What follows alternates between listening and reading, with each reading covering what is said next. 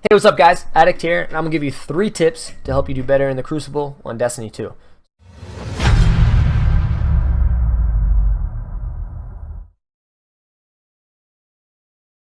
The first tip we're going to give you guys is you need to set your ability so when you roll, you reload.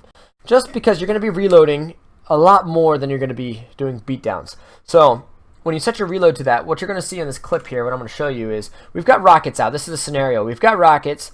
When you shoot a rocket, it takes a long time to reload the rocket. So sometimes you got more than one person around. So let's just watch the video and we'll talk. Wait, who is this? Buddha? Yeah, that's me. What up, guy? Chime up in. Woo! Let's get it, baby.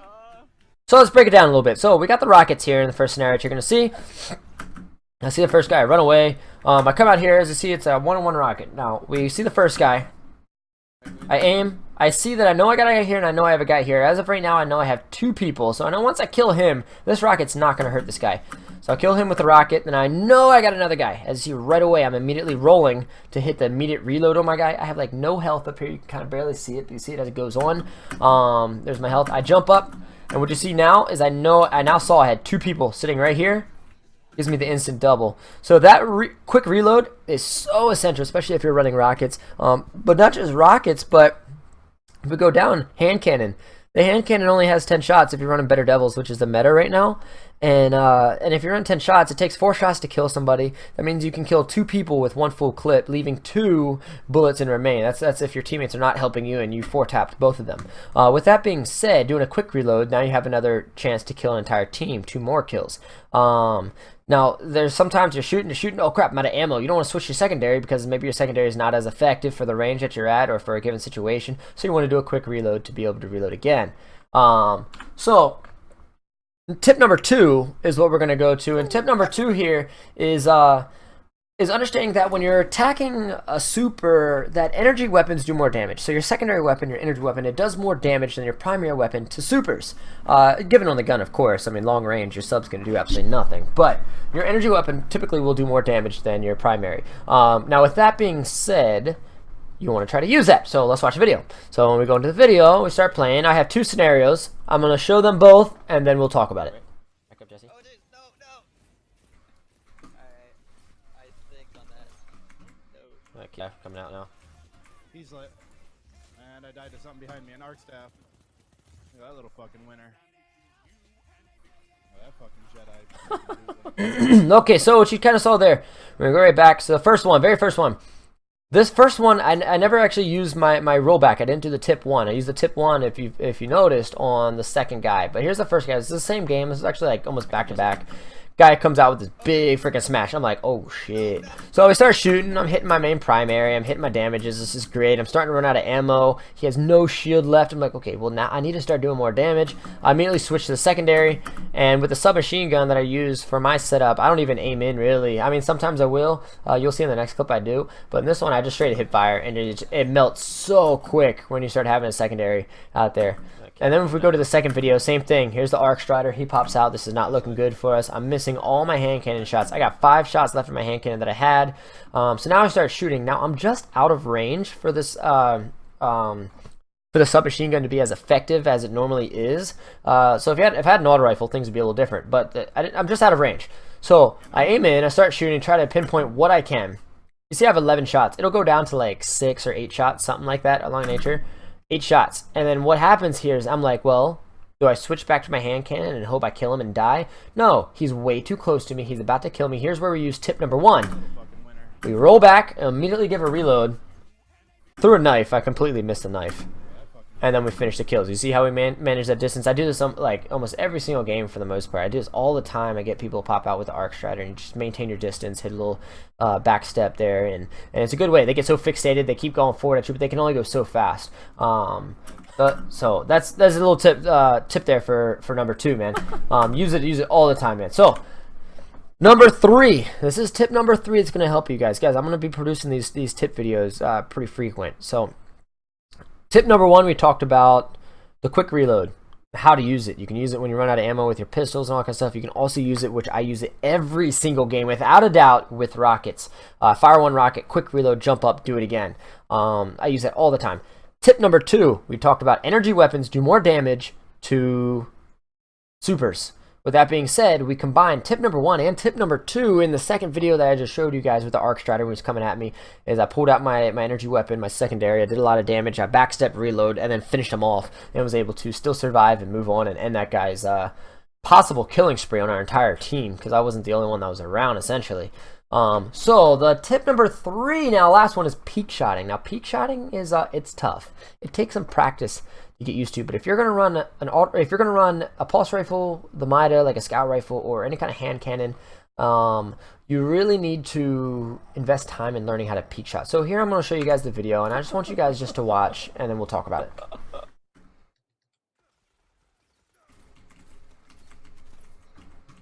They're gonna get that. Yeah.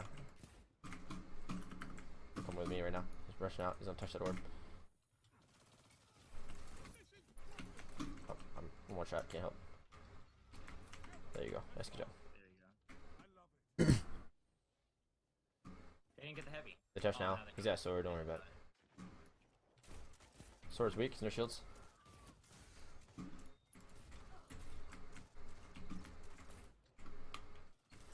Nice, good job. And what you just saw was a perfect example of peak shotting. So we're gonna go back to the real beginning. We're just gonna kind of talk about what we're seeing, and we're gonna talk 2 things here. We're gonna talk about like map positioning, map awareness, and then peak shotting. So the first one we're talking about here is just gonna be simply like, look, we're using a hand cannon. We're not peak shotting right now in this beginning because I was under the understanding that there's only one guy here. So I get 1, 2, 3, 4. So I get my 4 kills. I go to reload, and I'm like, all right, I see on my radar there's another guy coming. Yeah. I peek, I see him. I'm at less than half shields here. He's full shields. So I know this is not a good situation for me. If I stand here in battle, I'm going to die. I have no teammates around me to team shot this. I'm in a very bad spot. And look, there's an orb. I know he's running to the orb. It's map awareness, trying to understand the situation. So I put 1 tap, which hit. I ran. I now know he's 3 shot. So I dip. I'm like, okay. I back up because I wasn't sure if he was committed to the chase or not, and my teammate was kind of coming by. So now what I did, you see my teammate walked in front of me. Now what I did is I put myself in a situation where the priority for our opponent is going to be the near side guy. Now generally most people will always focus on the nearest guy to you. With that being said, now that I'm behind, I'm no longer a priority. As you see on the radar, the guy's in front of me. So when the bad guy comes out, who you can kind of vaguely see the red right here, but the bad guy's going to look at, my opponent's going to look at this guy first, which is what happens. So you can see they're in a battle fight now. They're in a battle fight. I'm pretty much full shields now. I'm pretty safe, but now I just go to shoot. 1, I missed my first shot. I got my second, cleaned it up. Now here's the second one. He's already lighting me up. Okay, so I'm 1, 2. I'm like no shield. I have no health at all. I mean, literally nothing. There. I go back behind cover to allow my teammate to start, my teammates, because you see I got more than 1. I got 2 now. I allow my teammates to start going in there to become the priority. I wait. They run by. I said right now, as you hear, second, I said I was 1 shot. 1 shot, yeah. So there I announced that I'm 1 shot. I told them that I couldn't help them. But now once I know they're shooting already, I now know that that guy's not focused on shooting me. He's focused on shooting these guys. This is where I pop out, knowing that guy's weak because they're shooting him. I already hit him a couple times, and I finish off the last kill. Gives me a kill. Helps out my teammate. Now that's something that a lot of people don't do. A lot of people that get damaged, they run behind cover and they just wait and they let their teammate around, and then their teammate misses shots and then they get destroyed, and then you come out and then you're already weak and then you get destroyed and the guy gets an easy double because he outshot the first teammate. Whereas both of you are shooting at the same time, it just makes it a little bit easier. So now as we start pushing in, we start going to the second one. Now here's where we start actually peak shotting. I know there's 2 people. I see them on the radar. I pop out. I'm like, all right, there's the 2. 1, 2. I position myself where the second guy cannot hit me. So I pop out. I'm hitting. I'm shooting. I'm shooting. There I was actually shooting the far side guy because the near side guy was behind the cover. I didn't quite see him. I know it hit the far side guy twice. He's a 2 shot. I'm 1 shot right now. The other guy is fixated on shooting my right. So that's more of what I'm worried about. There I'm peak shotting a couple times. You see I just start peak shotting just in case. I may be able to shoot. The idea with peak shotting is you want to shoot when you come out of cover, and you want to time it to the point where when you're behind cover, that's when they're taking their shot. So that way when you pop out, they're not shooting and you are. That's really the idea behind it. And to only show so much of your body, so it's hard for them to get in the rhythm of shooting. Because when most people shoot, especially with hand cannons, they just keep clicking, man. They're like this. They're like da, da, da, da, da, da, da, just hitting it. So there's a constant like understanding of when the gun's shooting and when it's not. Whereas a smart guy is shooting when he sees you. He's waiting, he's shooting, he's waiting, he's shooting. Does that make sense? So it's like, so when this guy's like this, man, go behind cover, let that guy empty his clip, and then pop out and finish him off when he's in reload. You know what I mean? So we go back into this and let's watch a little bit more. So I pop out, start shooting.